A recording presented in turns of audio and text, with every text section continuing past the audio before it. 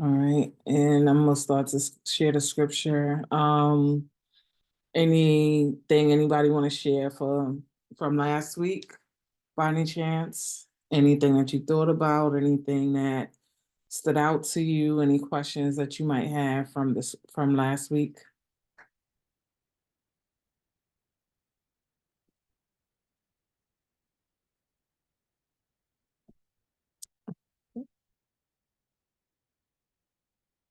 All right, so today we're gonna go into First Kings chapter, what are we at? First Kings chapter 15. And so where we left off last week was hold on, look, I gotta remember the names. Let's see, what were the names? So that's right. So Jeroboam's son had gotten sick, and Jeroboam has sent his wife to go talk to the old prophet. And so we pretty much engaged in a discussion about, when God is sending you to do something, how important it is for you to do it, no matter what the message is, or whatever it is that you're being told to do. And so we kind of just took the discussion on from there. I was really blessed by it. I thought that it was a really good message. And so that's where we left off. And so it seems like see, all of these names seem to kind of seem so familiar. So that's why you see me flipping back on the screen just to see who everyone is. But we're just gonna do the best that we can today. So, First Kings 15. So Abijam began to rule over Judah in the 18th year of Jeroboam's reign in Israel. He reigned in Jerusalem 3 years. His mother Maacah, the granddaughter of Absalom, he committed the same sins as his father before him, and he went and he was not faithful to the Lord his God as his ancestor David had been. But for David's sake, the Lord his God allowed his descendants to continue ruling, shining like a lamp, and he gave him Abijam, a son, to rule after him in Jerusalem. For David had done what was pleasing in the Lord's sight and had obeyed the Lord's commands throughout his life, except in the affair concerning Uriah the Hittite. There was war between Abijam and Jeroboam throughout Abijam's reign. The rest of the events in Abijam's reign and everything he did are recorded in a book of the history of the kings of Judah. There was constant war between Abijam and Jeroboam. When Abijam died, he was buried in the city of David. Then his son Asa was next to become king. Asa began to rule over Judah in the 20th year of Jeroboam's reign in Israel.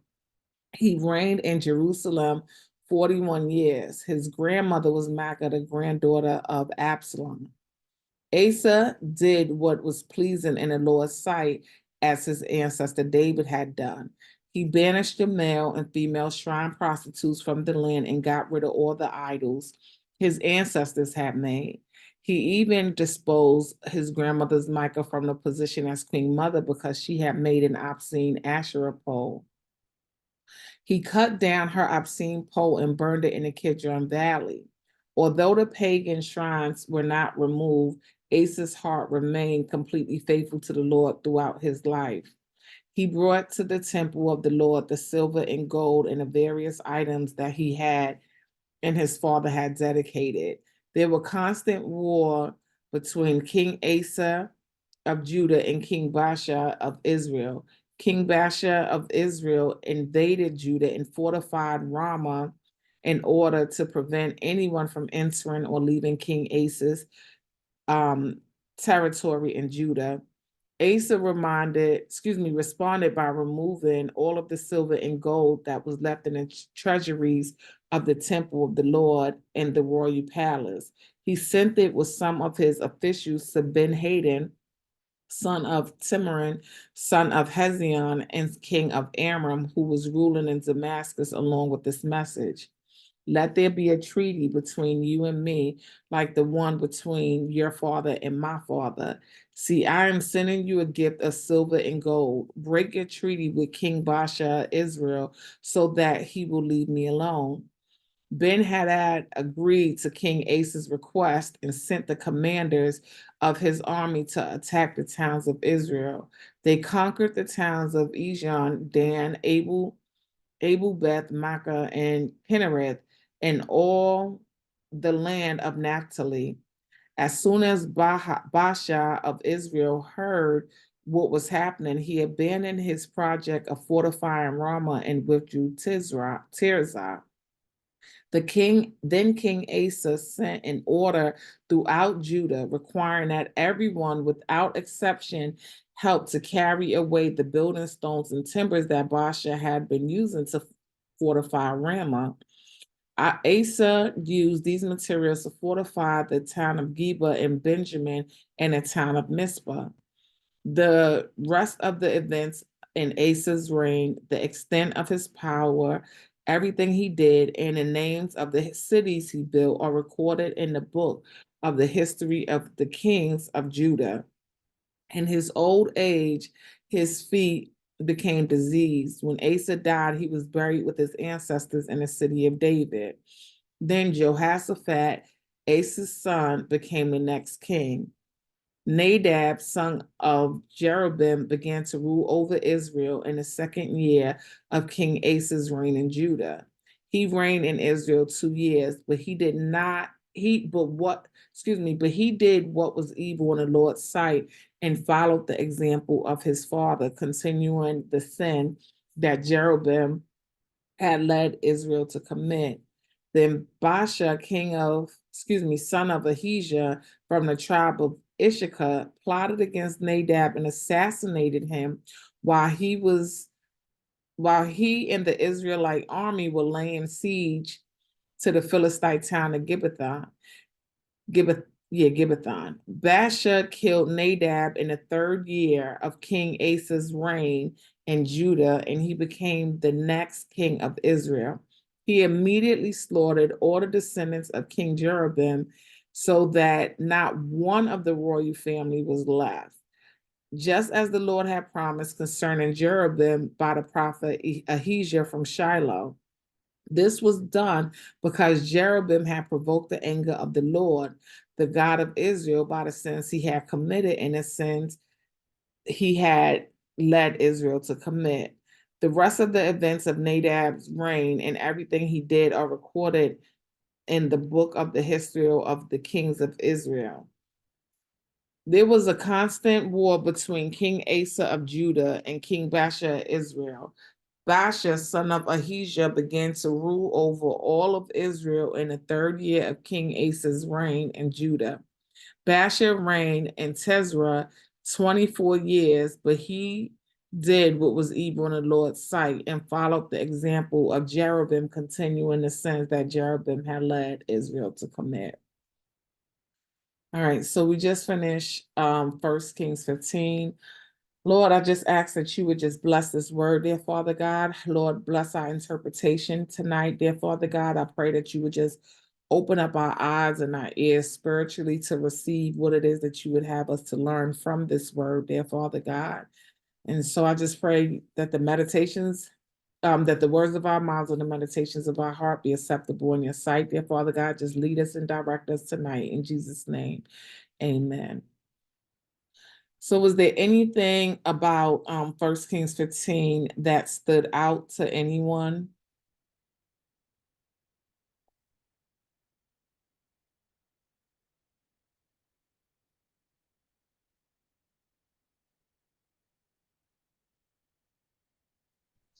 For me, Asia was David's kinfolks, right? Or David's son, or somewhere down the line. Somewhere down the line, I believe, yeah. Okay. So the first thing that struck me was how he was following after God's heart. And I was thinking about how, like, I'm so blessed right now And I know it's the blessings of my grandmother and my great grandmother and my mama and all those people that's prayed for me and was there for me. And and even though David didn't always do right, there, that rightness continued on down the line. And then on the other side, Jehoram's son, I forgot his name, how he was doing wrong in the sight of the Lord and doing evil and all of these other things, it made me think about generational curses. I guess you have your generational blessings and your generational curses, but not necessarily so much the curses, but the big thing was, and I always kind of think about how can it apply to me, is that we've watched people do wrong and we still continue to do wrong. Like he knew, I'm sure, of his father's the prediction that was made about his father. He knew the decisions that he made and how he changed. I'm sure he's heard the stories and know what the people are saying about his father and what he did and all of those things. But he still continued to do evil and to do, I'm sure somewhere in your heart, even if, I think we know when we do things that are wrong because we hide from it, we feel guilty, we don't talk to the people, we avoid, and so we can't say that we don't know necessarily. Maybe not all the time, but sometimes we know when we're doing things that are wrong. But I think most of us can probably say that we've watched people do the same dirt that we did, and we just went ahead and did it anyway. So I mean, that was it. that was a good point that you made. Just talking about how you do have generational curses and generational blessings, in which we do, people do. And I thought it was a really good point about how do we continue doing the same thing when we've already seen it done? Like, if you've seen, I know that I have seen and witnessed a lot of things when I was growing up a lot. I was exposed to a lot of things that people would probably try to shield children from. And for me, it was the best thing ever. I had grown up to be a person, I didn't do drugs. I tried not to commit crimes because I knew that it will lead to going to prison. There were just certain things. Now, there are certain things that I did do, but there were just some things that I did not do because of what I've seen firsthand. And that was not the life that I lived. Then there was certain things that I did do that I've seen, but I think I did them not really realizing the impact of what it meant to do that. Like I knew that using drugs um wasn't gonna lead me to anything glorious, right? And I knew that committing crimes would have probably led me to prison. But then there was certain things that I did that I know that I suffered for, but at the time I didn't know that those actions came with suffering. And so for me, that's my reasoning. But I guess maybe we can start the discussion there, about these things that we carry on generation and generation. Is it a thing to where what makes us do the things that we do generationally? What makes us, I think Valencia made a point about how, you would think that people know that I'm adding that part. Like you would think that people know that, as you said, that I must be doing wrong and something wrong about what it is that I'm doing, but do people know that all the time? You know? Do people really know? We talked about the woman from the well and the fact that she was out in the middle of the day because she had so many husbands, that she was hiding from the townspeople because nobody went out to the well in the middle of the day as hot as it was. Most people would try to avoid the heat. And so I would think that, I'm not saying that everybody always knows, but she knew that she had a kind of a reputation. Otherwise, there would be no need for her to hide from the people of the town. I have never heard that from that perspective. That is very Really? interesting. Mhm. Never, never, never heard that. So that's really interesting. Yeah, I never heard it taught from that perspective that she was hiding, especially to hide in the daytime. Never, never. Yeah, that's interesting. Oh, Yeah. well, I want to hear your perspective one day on that. That would be interesting for me. um. Well, usually when I talk about the woman from the well, I usually talk about it from the perspective of having sex and soul ties and marriage and sex being the actual marriage. And so the thing about it is when people tend to think that okay, so I'm gonna try to use that and just tie it in, right? To what we're talking about today. So I always tell that story from that perspective. Like when people talk about, being married and you think that the ceremony that we have is marriage.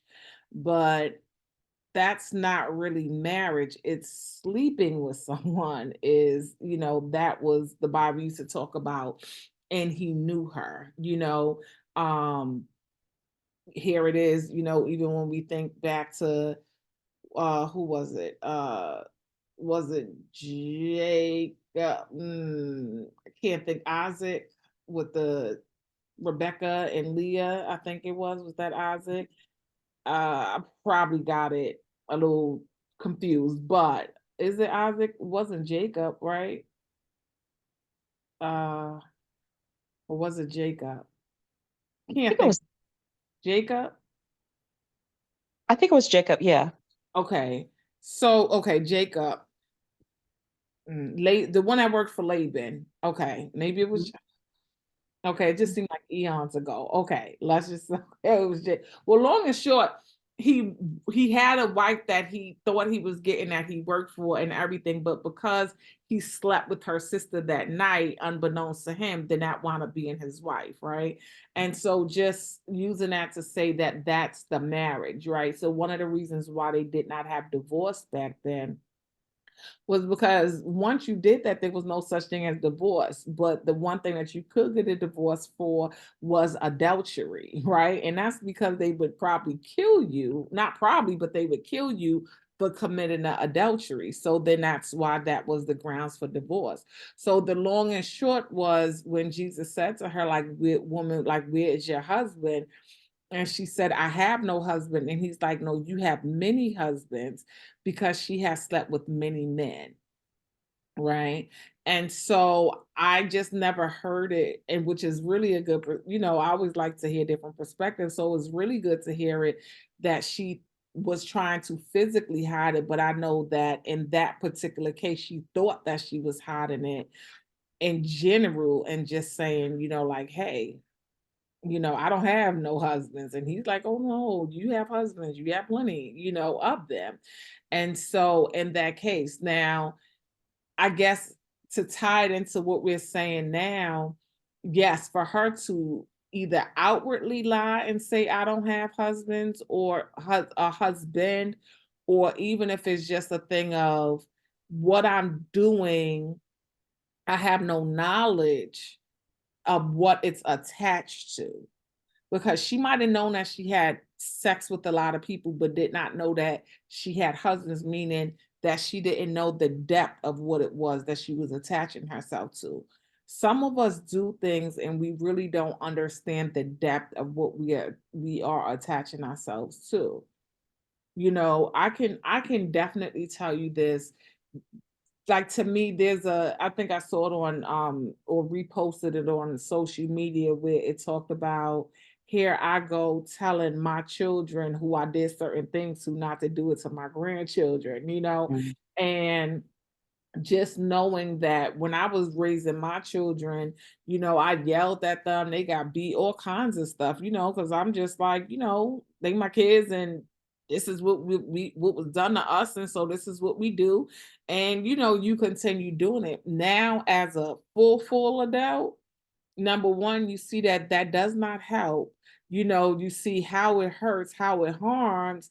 And so now it's like, oh my God, I would never do those things, or don't you do those things that I once did. But it's sometimes you don't realize that what you're doing, like I don't want to say the damage, but the damage that it causes, or what this means to really do it. Sometimes when you're in something, you could be mean, and I talk about this all the time with my daughter. I've had really, uh, I don't know why this conversation is going here, but I've had like really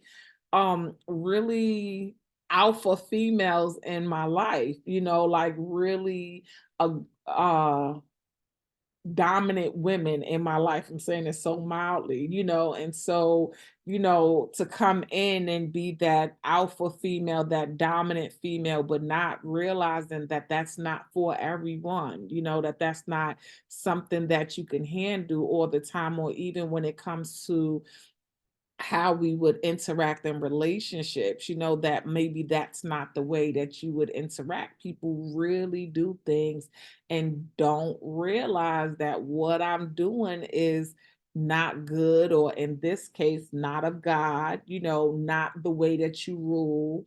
It's just not a healthy way of being.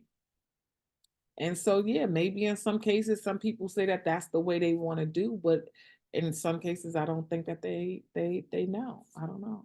So, what is everybody else's thoughts? And I hope I tied that in pretty good. I hope I didn't go too far left, too far right, but tried to bring it back to the story.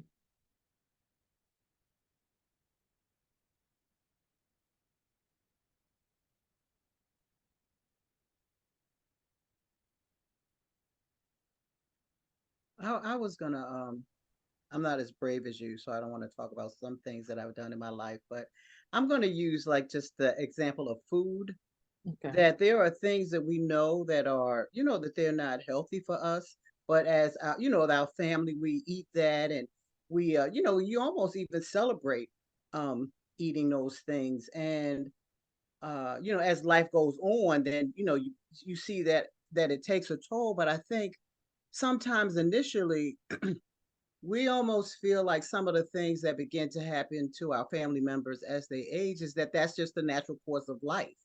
But you can make a change, and so then along the lines, there are some family members that say, "Well, no, I'm not going to do that. I'm going to do something different." So I guess that's what I thought about when Valencia was talking about things that we do that um, we kind of know, but we still kind of do it anyway, thinking that, well, like I said, some of the consequences you think maybe are not that bad because, as we age, certain things are gonna happen. But then later on you realize, well, but you can change that course. Yeah, I mean, I think food is a good example. Anything that's unhealthy. I'm reading this book or listening to it. Anybody familiar? Leslie Jones, if anybody's familiar with the comedian Leslie Jones. And she talked about how her mother had gotten sick when she was 12 years old, and she could have almost died then, but she asked God to please keep her alive for her children, and just not to take her until her children were at a point where she can, where they could pretty much take care of themselves. And so that was when she was 12. And then she said when she turned 18, her mother wound up having a stroke, and her mother was never the same, and then she was bedridden for the rest of her life. And so one of the things is she's telling this story and she's crying in the book. And she said that she wished that her mother never promised God, but her mother would have promised herself. She said, because even though her mother made that promise and she had the desire to live, that she still didn't stop doing the things that led to her health decline in any way. So as much as she wanted to live, She still never stopped smoking. She still never stopped the things that was going to contribute to the decline in her health.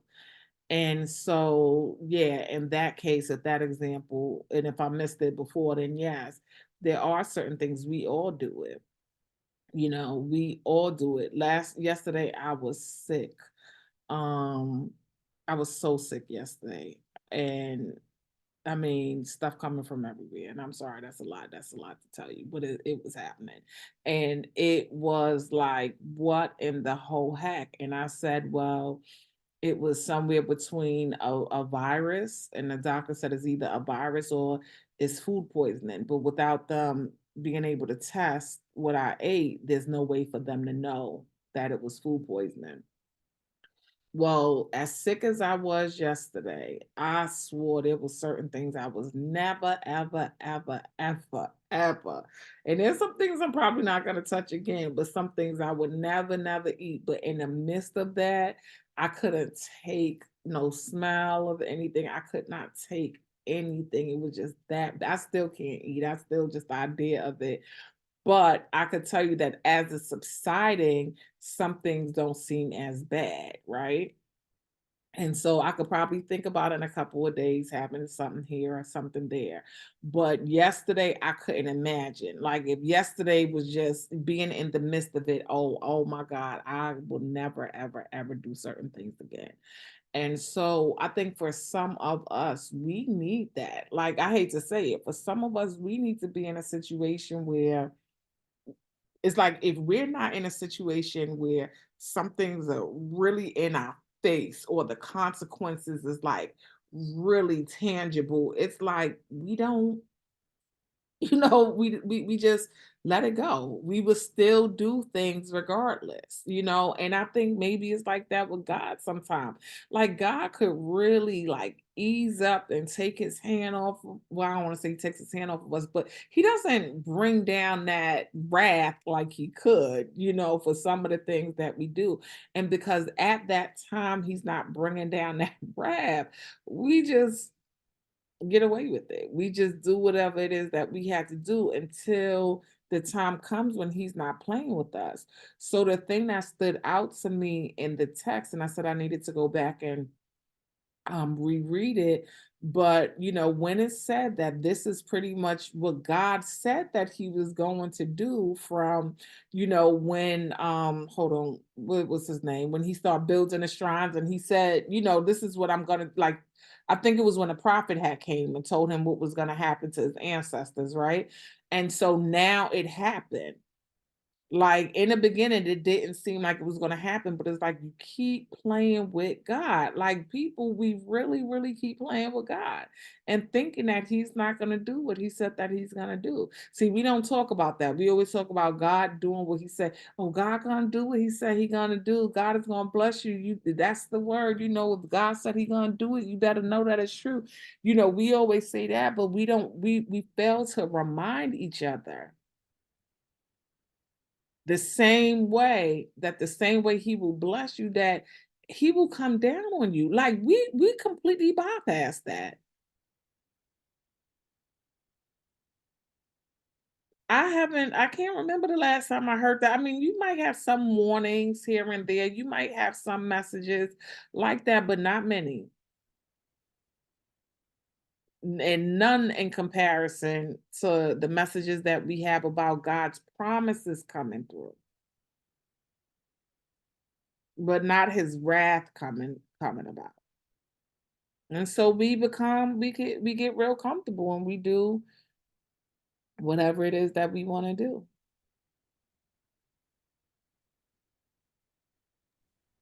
That makes me think about the prayer that we've all prayed. Lord, if you just get me out of this, I promise I'll never, ever, ever, ever. And I don't know if we've actually honored each one of those prayers, but I think most of us has probably prayed it at one time or another. Hmm. I never heard a former alcoholic say that I prayed that prayer and that was it. Like, but almost every person who would drink said I prayed that prayer at least one time and continue to drink. And maybe, I'm sure there's some recovering, somebody who got to a point where they prayed it. But yeah, we have all prayed that for one reason or another. But, and it's one of the things that we do learn from the Old Testament. I don't, we don't see it as much, but we really don't think that there's consequences. And like you said, even Valencia started out saying that. She said, she's thankful for the way things are going, and she knows that the blessings are coming because of her grandmother, her great grandmother, her mom, and so forth and so on. But what about the things that we're suffering through?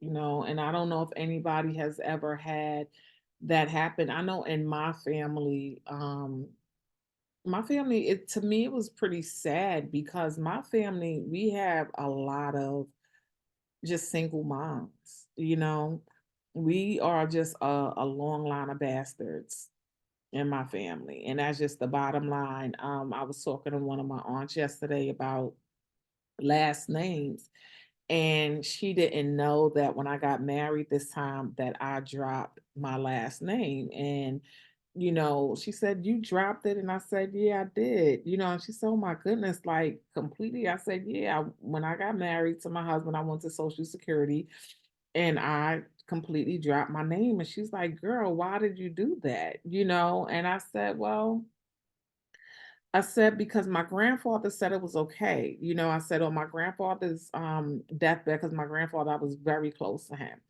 And my grandfather's last name was Campbell. And so I had his name from my mother. But my grandfather, even though I carried his last name and I was his only living grandchild, he hated that I had his last name. He used to always tell me, "You shouldn't be a Campbell, you should be a Williams," right? Which is my father's last name.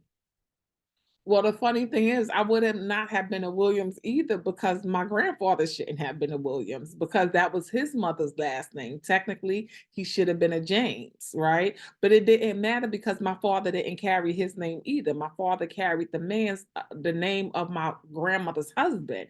And so the long and short of it is that in my family, because I literally come from a long line of bastards on every side, for the most part, that, you know, it is just a generational thing. And so I was telling my cousin excuse me, my aunt, how I really liked my last name Campbell. I loved it. And I love that I go down to the Campbell side. But I'm like, really, it's a lot of women in the Campbell because they carried the mother's names. And it just tells a story about how so many of us were born outside of wedlock. So long and short, years ago when my husband and I were going through a really rough time, my mother's pastor had called and he said to me to make sure that, like, it was very important that me and my husband work out our issues at that time. And he said, "Let me ask you a question." He said, "Have you ever realized that you have all girls in your family? Because in my immediate family, starting from me, we had no boys." And I said, "Yeah." He said, he said, "You are a generation," he said, "You're a curse breaker." He said, "You have to continue to be with your husband." He said, "You ever realize that y'all don't have boys?" And he said, "And it is not a coincidence." He said, "Satan is trying to wipe out your family." He said, "It's boys that carry on a family name, and Satan is trying to wipe it out." He said, "You have to do something different than that was already done." He said, "And God is going to bless you with a boy." And let me tell you something. My husband and I, we worked through our marriage. And guess what I had? The next child born in my family was a boy. We had not had a male born in my family in 50 years. Now, extended family, yes, but in our immediate line, from my grandmother, my uncles, and my mother to me and my children, this was it. 50 years. And then my grandson came from my uncle to my grandson. And then we had another child. And what did we had? We had another male child. That was unheard of. And so in that particular case, I don't know what ever happened? You know, why was this a thing to where we had no males? You know, I'll probably never know. You know, like Asa probably didn't really know a whole lot, and Basher probably really didn't know why he was going. You know, like these people really probably didn't know why certain things were happening. Just like for me, I didn't know why certain things were happening. I could almost, I'll be honest with you, it being a single mother runs through my family so much that it has to be some type of curse. And not so much that somebody put like a hex or anything like that, but even when you think about what's being taught, what's being displayed, you know, um, I think I was sharing with you guys last week, you know, just about family systems theory and just how, you know, they talk about how the way that people respond in conflict, that it's not just you responding to the conflict, but that these are things that were placed down generationally, you know, and that's a science thing. And so here it is, we have to understand that, you know, because maybe something was demonstrated to you, you know, like certain behaviors that we're talking about, right? Like we're not changing them, right? Like I don't realize that these behaviors are bad. I don't realize that what I'm doing is bad. And so I do it. Then you have another generation that's watching it. It's the same thing with the way some of these kings were ruling. They were not good. It's like if your father wasn't a good king and your father was not for the people, and but yet and still you're doing the same thing. Well, listen, if my mother was struggling, you know, and she was raising me by herself, well, what will make me do the same thing? And I understand that that's not everybody's story. I understand that not everybody comes from that. But for my family, that's my story. For other people, if you look back, look at what are you struggling with generationally? Just take a moment and think about it. What can you look at to say, my even if it's my mindset, my thought process is something, my actions, just what is it that you see or could think of and just say, you know, this really might be a generational thing.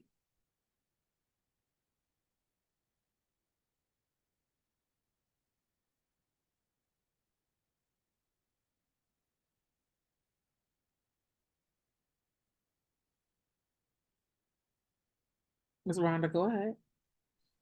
Yeah, I was listening to this woman, and I'm sorry I don't remember who it was, but she was talking about that kind of issue, more so connected to the Black community. She was saying how Black women, that we wear it as a badge of honor that we are strong, that we're independent, that we can take care of our families. But she said no other race kind of puts that on, like I'm a strong Asian woman, I'm a strong white woman, or I'm a strong Latina woman. We don't they no other race does that. But our culture, that's like a thing that, I can raise my children. I don't need a man. Mhm, mhm. And she said that it actually affects both, because men need women and women need men. I mean, we that's just the way, I feel like that's the way God made it, that we are to work together. Because he gave Adam Eve, and they were to work together. And there's certain traits that women have, traditionally, there's a purpose for that. Just like there are certain traits traditionally that men have. Everybody, is independent. I mean, is unique, but there are certain um, characteristics, like I said, generally, that are attributed to each gender, and that is by design. I absolutely agree with you. Soon as you said, you know, we both need one another, it automatically made me think about the creation. You know,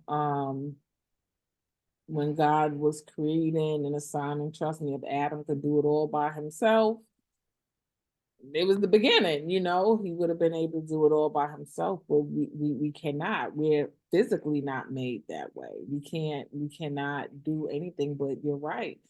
We make it seem like we can, and you're right. I've never heard anybody, not even if you've heard of people from other cultures who was raised by a single mom, we didn't hear it, you know, talked about in the same way, like, well, she's a strong white woman, she's a strong Asian woman, in which, she probably is, but when you think about what that sounds like to a little girl, right?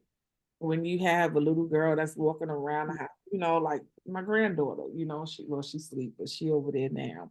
If me and my girlfriends are sitting here talking about how we strong Black women, we strong, because we don't have no men. But what do you think that sounds like to the little girl?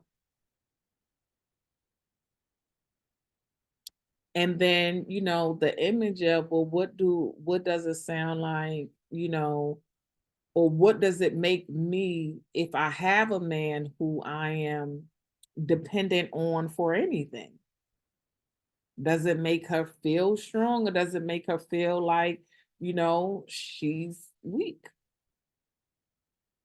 I don't know if anybody watches Married to Medicine, but that I really like that show. And one of the women on there, so you have all these different women on there. You have two doctors, two gynecologists, one dentist, um, two gynecologists, one dentist, one who used to be married to a psychologist. I don't know what she does now. She cooking, she does some other, well, she was on a TV show host and stuff like that. And then you have this one lady who's married to a doctor. It's called Married to Medicine. And she's married to a doctor, and she's a stay-at-home mom. She used to be an educator, but she's a stay-at-home mom. And these women are always getting on her because her husband, because they always move and they always get bigger house. They have had some financial issues, but then they'll be like, she needs to get up off her behind and get a job. She needs to do this, she needs to do that. But her husband says repeatedly that like he's gonna take care of his wife.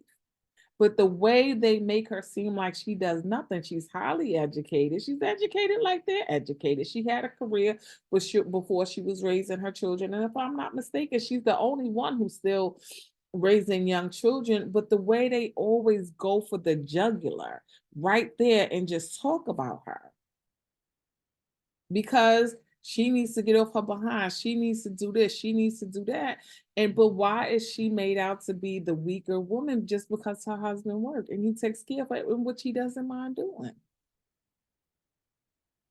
And technically, she do work. They all work on the same show. So it's not like she's not bringing in an income. But when you said that, Miss Rhonda, that's what it reminded me of, because that was the image, and that's the thing. If how is it? And I mean, and we could think about it, and some people might be okay, but if he go out and he do things, are you looked at as being unproductive or not as strong because you're not out there breaking your back all day? And I guess I have a problem with that also, because taking care of children and running your household is not laying around on your back. It's just that is a lot. And trying to do that while you're working outside of the home, I think everybody, I mean, it's a lot, because on top of that, unfortunately, many times men are not shoulder to shoulder with you with that. You're working, they're working, but when it comes to the home stuff, it's like, oh, that's where the separation is. Um, so for her, I mean, I hope she doesn't feel that way, but for her to feel that she's like laying on her butt and not helping, I'm sure that her children will, you'll see a difference in how how things turn out for them, because they had that mom that, was there dedicated to that. And I'm sure for him, there's a lot of things that he doesn't worry about in terms of running his household, because she is taking care of that. Um, so she has a lot of worth to the family. And I go ahead, Carla. Mm-hmm. I just wanted to chime in on what you were saying about like, Black women, thinking the way that we think, because, and it took me back to before I was married, and how Destiny's Child, Independent Women, or whatever the song is, all the women. I got it. I bought all my stuff. And so that was a good thing. And other people really, they championed that. They were like, yes, you're doing it all by yourself. But it wasn't long ago when after I retired or whatever, my husband decided he was going to take care of everything. And so my income would be just mine. And then that's the way that is. And I had a girlfriend, I don't know why we were discussing it, but I'm just, telling them like I'm telling you guys that, my husband, he takes care of everything. I don't take care of anything. And one of the friends was like, you never let a man take care of everything because then you won't have anything. And I'm like, when is it that I'm not going to have anything? If y'all break up. I said, well, that's not even in my mind. Like, we're not going to break up. There's nothing that's going to happen with our marriage. This is the way our marriage works. And it works for us. But, to your point where other people looking in will, say like you're weak because your husband takes care of the home. Well, growing up in my house, my grandfather took care of his home. He took care of the home financially, and my grandmother ran the house. She didn't work in the pie factory.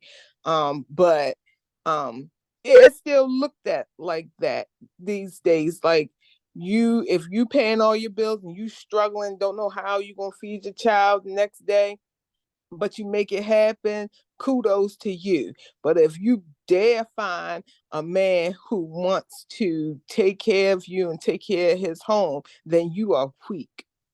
Mhm. Yeah, you know what, Carla, you look, your whole message is convicting me.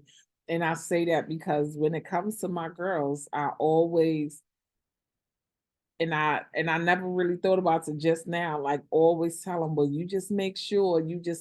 But hearing somebody else say it, you're creating a mindset, like hearing you say what your girlfriend said, is almost like you're creating a mindset that is going to fail. And someone said, yeah, well, it's a saying, wherever the head go, the body will follow, right?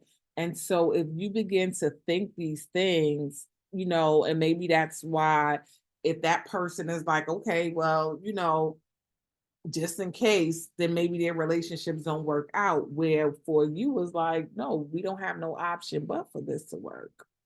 And so you have your head fully in the game, and there's that full commitment there.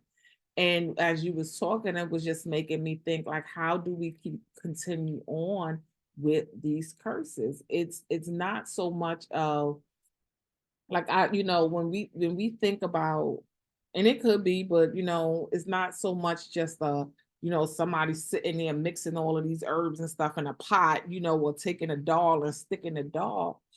But how do we continue with these cycles? It's the mindset, it's the mind frame, it's the stuff that we are taking in. It's what's being taught to us, and that we believe more than anything, that we see, that we believe. And and until we break it, until we do something different, until we have that mindset that no, no, I'm not weak. And it's okay, that my husband would do this, or it's okay that this will happen. Because I'm telling you, it's a strong, like when we talk about, strongholds and stuff like that, that stuff is a stronghold. Like, I don't know the image that we have when we hear these things, but really, it's really something in your mind.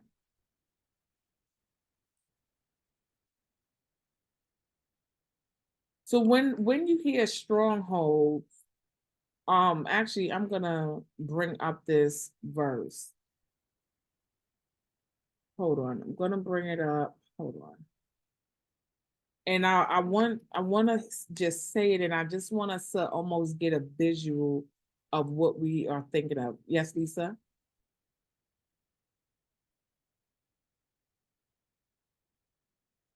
Lisa?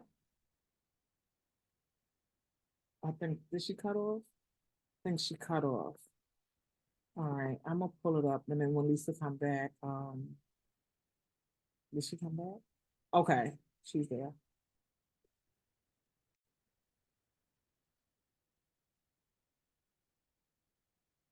Lisa? Yes. Okay, what did you want to say? Huh? What, did you have your hand up to say something? No, I got when I came back. Oh, okay. All right. All right. So I thought you had your hand up. Okay. So I'm gonna pull up this scripture because I want us to think about I want us to just think about what we visualize when we say this. When we hear this. Hold on one second. Pardon me, everybody. I'm just trying to 2 Corinthians 7.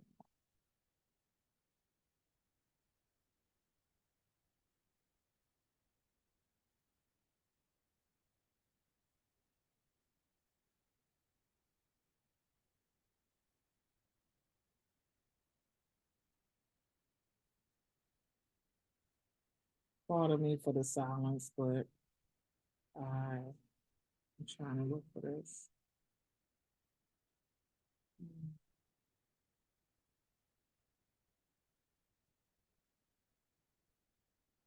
Okay.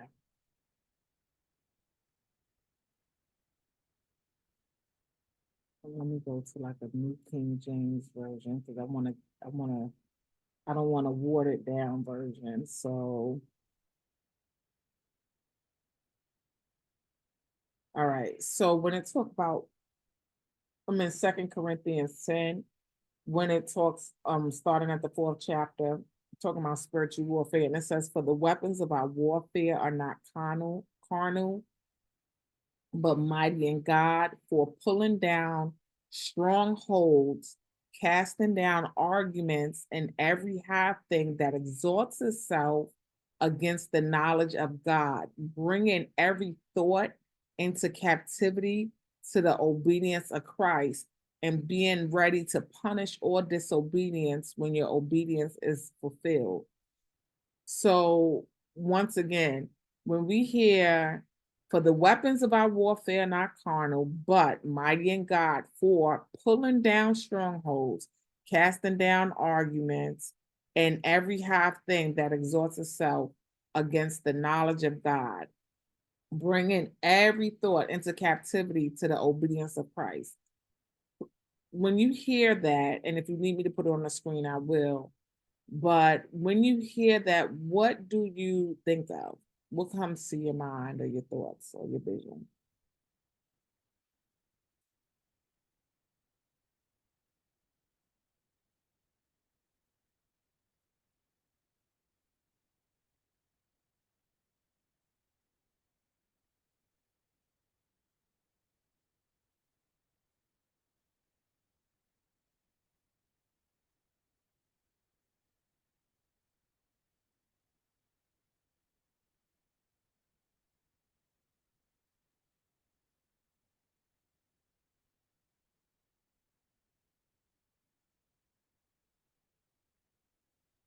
What comes to my mind is that it's not easy. It's not something that we could do. That this is something definitely that the Lord, he's the one who can break that, not us. All right, it's not easy. God is the one that can break it, not us. Thank you so much, Miss Rhonda. In the chat, Katrina said, "God, same thing, God could break the generational curses." So when we hear strongholds, because that's one of the things that made me come to the scripture, and then casting down arguments and every high thing that exalts itself against the knowledge of God. When we hear the word strongholds, what do it sound like to you? Or if you were to describe a stronghold to somebody, how would you describe it?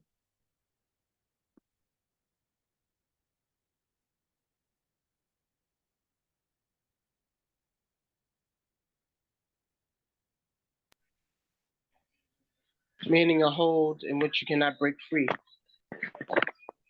That it has all what's the word?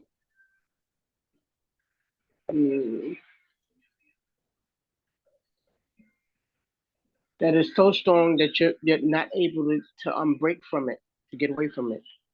Mm-hmm. Yeah. It's something that has a hold on And you. that you have no control over. Mhm. Something that you have no control over, something that has a hold that you can't break free. Carla said that she has a visual of a full Nelson. Yeah, exactly. Have you in that like that hold. Um, Katrina said, anything that has a hold on our very being, it's we have those. Fanta said Romans 12:2. So we have those things that have that hold on us. And I like the thing about that full Nelson or the descriptions of something that we just can't break free of. And so when we think about like something that's generational, right? And if we think about it, it has us in that chokehold, but we don't even know what it is. Because nothing necessarily have us physically bound, but yet we can't break free from this thing. But generations, this thing has us in this chokehold. Yeah, I got it. Well, Nelson, I got it. I know what you were talking about. That generationally, something has us in our chokehold. And so it's not that something that we could physically get out of, right? It's not something like we gonna sit here and we're gonna soldier up and go to a physical war, start saddling up the horses and, do like how David was and physically go to war. That's not our weapons or, you know, the word carnal means relating to physical needs or activities. So there's nothing that we have to do. It is all spiritual. And so, casting down arguments and every high thing that exalts itself over the knowledge of God.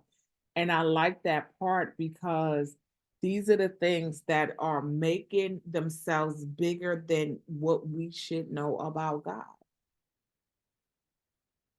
If we knew the word, if we knew what God said, if we knew that we could be free, then we could begin to break those things down. If we really this is one of the reasons why it's so important what we speak, because we don't realize that one of the reasons why, and I think we kind of saw that happen here, and Carla kind of gave a good example of how different people having different mindsets and speaking different things, how our behaviors will follow. Carla had an image.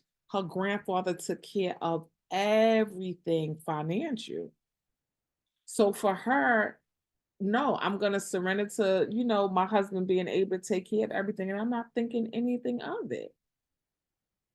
She don't have that mindset that this would make her weak. She don't need that to define her. She knows who she is, but somebody else who might not have had that or had some type of an experience, now because they've had this experience, so not only are they believing it, but now they are speaking it. She can't say that to Carla, but what if she has young girls that she's raising? And so we gotta be mindful of the things that we're believing. We have to be mindful of the things that we're speaking. We have to be mindful of the things that we're projecting, because that's how we keep these things going. We really, really do. That pastor coming in and saying what he said to me that day, I had to have somebody to speak life into my situation, because if he did not speak it, then I would have just continued to perpetuate the cycle. "Oh, I'm not dealing with that. I ain't got to deal with nothing.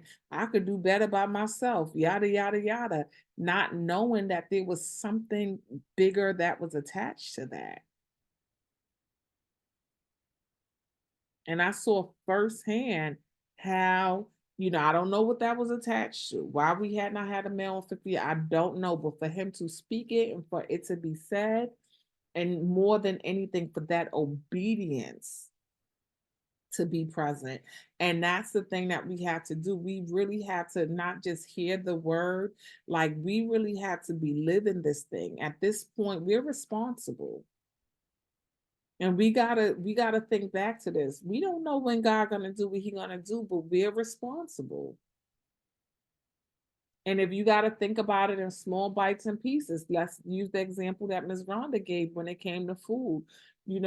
I'll be the first one to tell you, it is all fun and games. It is very pleasurable until the day that is not.